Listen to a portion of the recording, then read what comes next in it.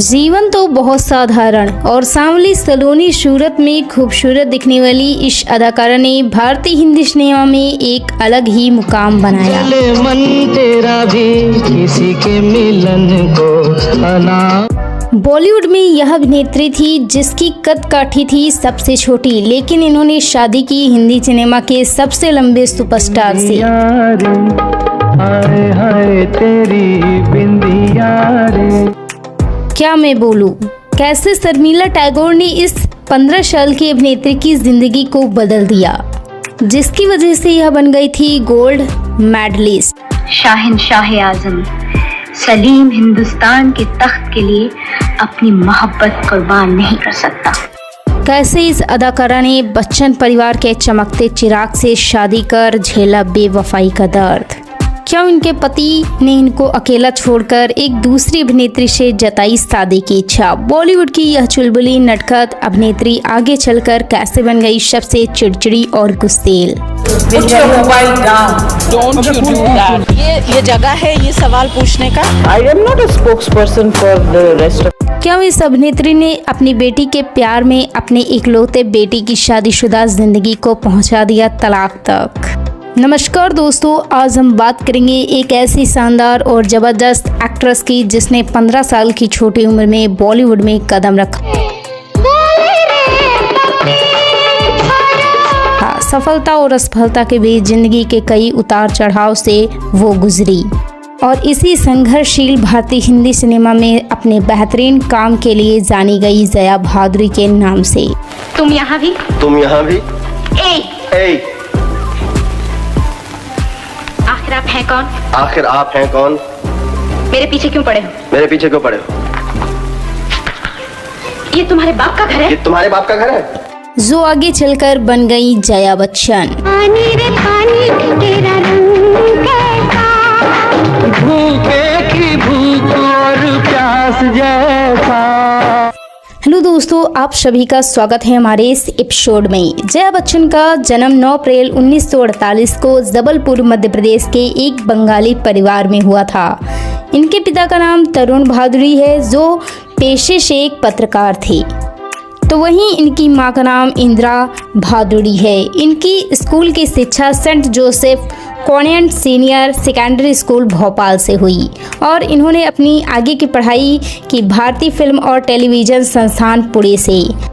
ऐसा नाटक किया कि ऐसी एक्टिंग दिखाई कि मीना कुमारी की छुट्टी कर दी। जया कभी भारतीय हिंदी सिनेमा में अपना कदम रखेंगी यह इन्होंने कभी सोचा ही नहीं था, लेकिन यह सब भी मुमकिन हुआ हिंदी सिनेमा की टॉप एक्ट्रेस शर्मिला टैगोर की वजह से। हुआ यूं कि इनके पिता पत्रकार थे, वह फिल्मी हस्तियों से मिलते जुलते थे। जया अपने पिता के साथ एक फिल्म की शूटिंग देखने गईं।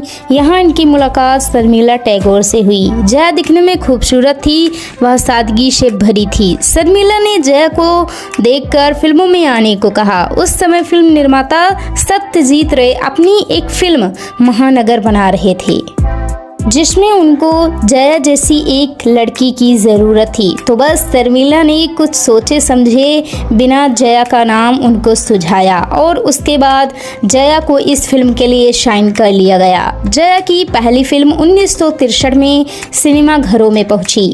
पहली फिल्म के समय जया 15 साल की थी। इसके बाद जया ने एक्टिंग की बारीकियों को सीखने के लिए भारतीय फिल्म और टेलीविज़न संस्थान पुणे में दाखिला ले लिया। यहाँ जया ने कई स्टेज शोज किए।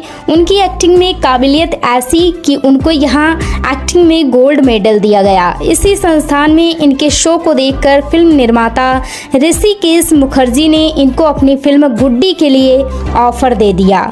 फिल्म में जया ने धर्मेंद्र और अमिताभ बच्चन के साथ काम किया। फिल्म 1971 में रिलीज हुई और दर्शकों ने इस फिल्म को खूब प्यार दिया।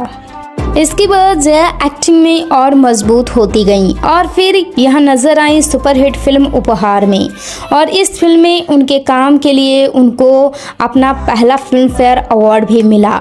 जया ने अपनी इस फिल्मी सफ़र में अलग अलग रोल्स किए, जैसे कि best actress, best supporting actress और लाइफ टाइम अचीवमेंट अवार्ड मिलाकर 9 अवार्ड से वह सम्मानित हुई। जया ने हिंदी सिनेमा में हर तरफ का किरदार निभाया। जया ने अपनी एक्टिंग से फिल्मों में एक अलग ही मुकाम बनाया था। उनकी सफल फिल्मों ने उनको जमीन से उठाकर आसमान तक पहुंचा दिया। उनकी कुछ सफल और असफल फिल्म इस तरह रहीं: उपहार, कोरा कागज, नौकर, बावर्ची, जवानी दीवानी, अनामिका, कोशिश, परिचय, फिजा, कभी अलविदा ना कहना, कभी खुशी कभी गम।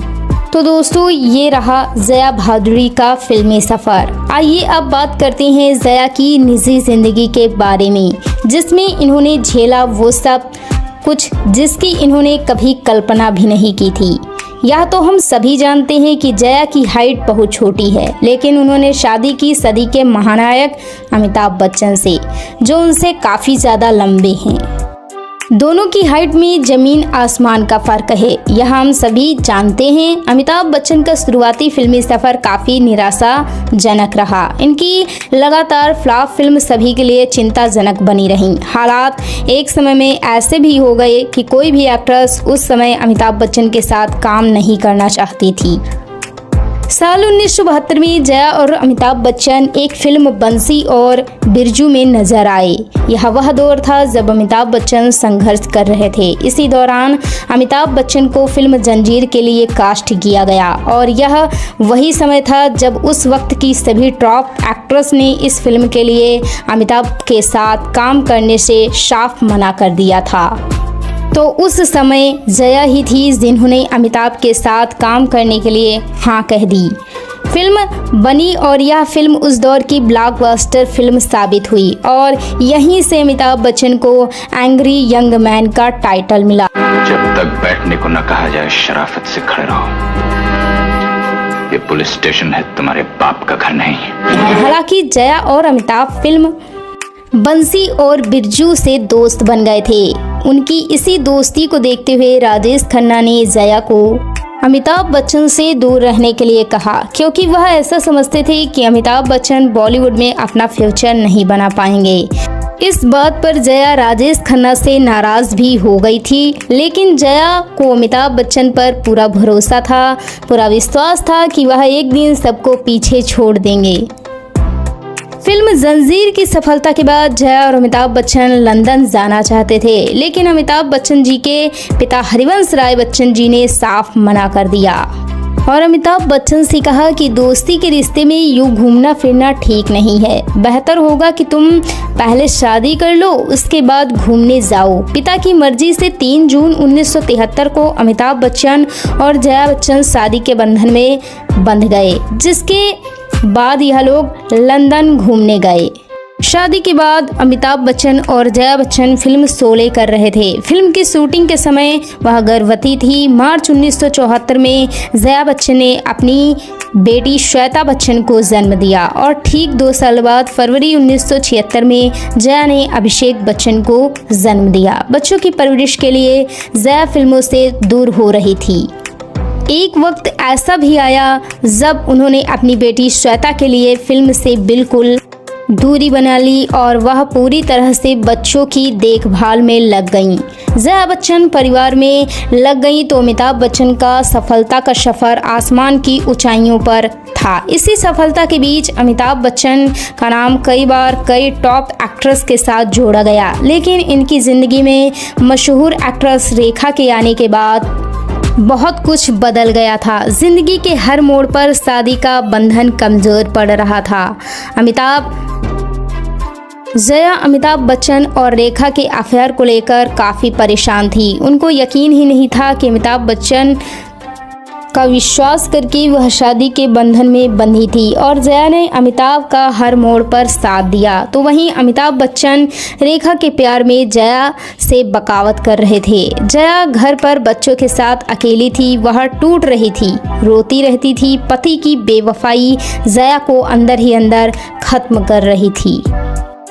अंदर की बेचैनी इतनी कि एक दिन जया अमिताभ बच्चन के फिल्म के सेट पर चली गईं, जहां अमिताभ और रेखा को उन्होंने साथ देखा और साथ देकर भड़क गईं और गुस्से में सबके सामने रेखा को थप्पड़ मार दिया। बताया जाता है कि जया और अमिताभ बच्चन का रिश्ता इतना खराब हो गया था कि अमिताभ बच्चन जया को छोड़कर रेखा के साथ लिव इन में रहने लगे थे। लेकिन पूर्व प्रधानमंत्री राजीव गांधी अमिताभ बच्चन को पसंद करते थे, इसलिए उन्होंने अमिताभ को सही सलाह देते हुए उनको जया के साथ ही रहने को कहा और उनका साथ देने को कहा, जिसके बाद अमिताभ बच्चन जया के साथ फिर से रहने लग गए।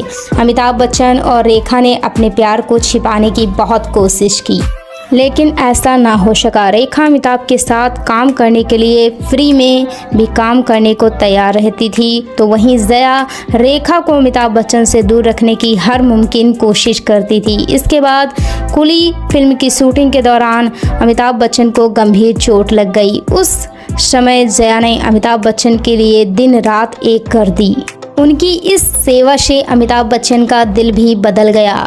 चोटिल अमिताभ बच्चन से मिलने सभी लोग आए थे, लेकिन जया ने रेखा को अमिताभ से मिलने नहीं दिया। अमिताभ बच्चन के लिए एक पत्नी और एक एक्ट्रेस आपस में लड़ाई कर रही थी और पूरी दुनिया तमाशा देख रही थी। इतना सब गुजर जाने के बाद रेखा अक्सर अपनी मांग में सिंदूर लगाए देखी जाती थी और लोगों का मानना था कि रेखा अमिताभ बच्चन के लिए अपनी मांग में सिंदूर लगाती हैं। फिल्म निर्माता यश चोपड़ा ने जया बच्चन और रेखा और अमिताभ को लेकर फिल्म सिलसिला भी बनाई। जया ने यह फिल्म इसलिए की क्योंकि इस फिल्म का क्लाइमेक्स जया बच्चन की जिंदगी से जुड़ा था, जिसको करके जया बहुत खुश थी।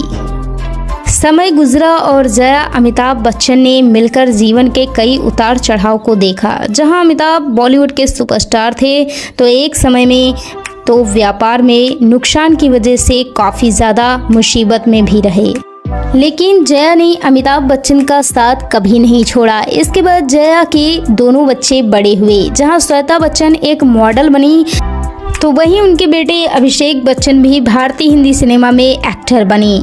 लेकिन अफसोस कि दोनों का सफ़र कुछ अच्छा नहीं रहा। श्वेता बच्चन की समय पर अमिताभ बच्चन ने निखिल नंदा से शादी कर दी। निखिल नंदा कपूर खानदान से ताल्लुक़ रखते हैं, तो वहीं उनके बेटे ने ऐश्वर्या राय से शादी कर ली। ऐश्वर्या राय दुनिया की सबसे खूबसूरत लड़की के खिताब से नवाजी जा चुकी हैं। इन दोनों भाई बहन की ज़िंदगी में सब कुछ सही था, लेकिन शादी के बाद वह सब कुछ हुआ इस बच्चन फैमिली में जिसकी किसी को भी उम्मीद नहीं थी। श्वेता बच्चन अपने पति का घर छोड़कर अक्सर अपने पिता के घर पर ही नजर आती हैं, लेकिन अब इस घर में ऐश्वर्या राय बच्चन भी। शुरुआत में तो सब कुछ ठीक था, लेकिन धीरे धीरे ऐश्वर्या और श्वेता बच्चन के बीच छोटी छोटी बातों पर लड़ाई होने लगी। दोनों के बीच एक दूसरे के ऊपर होने की होड़ रही। दोनों के बीच ईगो की लड़ाई ने ज़्यादा घर का माहौल ख़राब कर दिया, जिसका खामियाजा पूरे परिवार को झेलना पड़ा।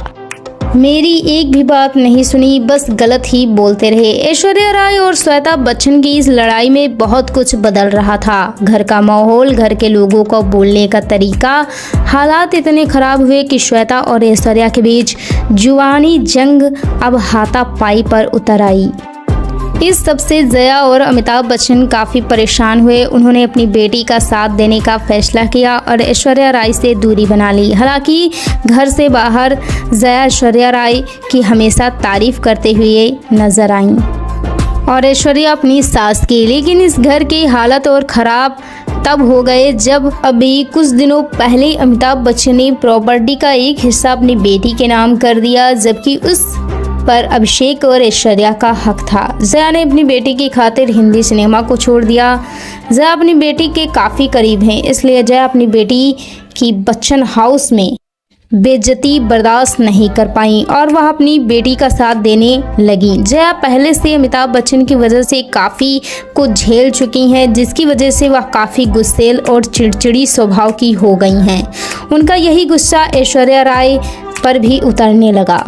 तो वही ऐश्वर्या राय भी श्वेता और जया बच्चन के इस बर्ताव से तंग आकर घर छोड़कर चली गईं। अब ऐश्वर्या राय अपनी बेटी आराध्या के साथ रह रही हैं, तो जया बच्चन अमिताभ बच्चन नंदा के साथ रहते हैं। तो वहीं अभिषेक बच्चन दोनों घर में आना जाना कर रहे हैं।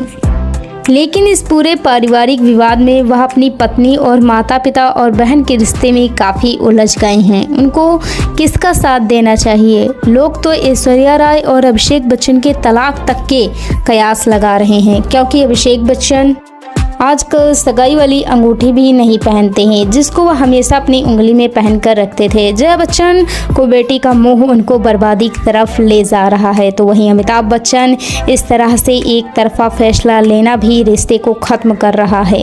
जया काफ़ी समझदार अभिनेत्रियों में मानी जाती हैं, वो पहले नहीं हैं, लेकिन अमिताभ बच्चन की बेवफाई ने उनको इतना ज़्यादा रूड बना दिया कि वह अपने गुस्से पर काबू नहीं रख पाती हैं। जया बच्चन ने पूरी ईमानदारी के साथ एक पत्नी, एक बहू और एक मां का फर्ज निभाया है।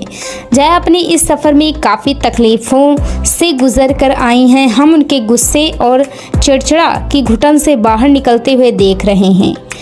बहरहाल जया बच्चन हिंदी सिनेमा के एक ज़बरदस्त और उम्दा अभिनेत्रियों में गिनी जाती हैं। उनके द्वारा किए गए इस योगदान को हम हमेशा याद करते रहेंगे। तो दोस्तों, वीडियो देखने के लिए धन्यवाद।